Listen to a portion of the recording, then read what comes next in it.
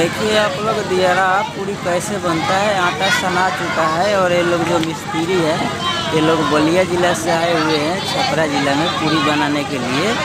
और ये दियरा वाला पूरी बनाते हैं, बहुत बड़ा बड़ा पूरी बनाते हैं। और ये बताते हैं कि ये जो पूरी होता है ये बहुत नरम और मुलायम होता है। तो आज हम लोग देखने वाले हैं कि दियरा का पूरी मैंने कैसे बनता है। मैंने ये गांव देहात में इधर छपरा जिला में छोटा छोटा पूरी बनता है, हर जगह छोटा।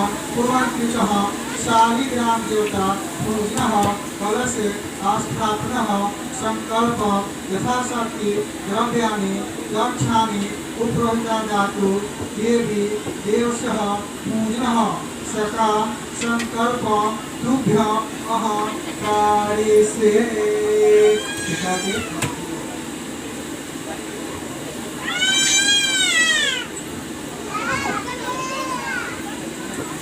ओम गंगे च जमुने च गोदावरी नर्मदे सिंधु कावेरी जलेस्मिन् सन्निधिं कुरु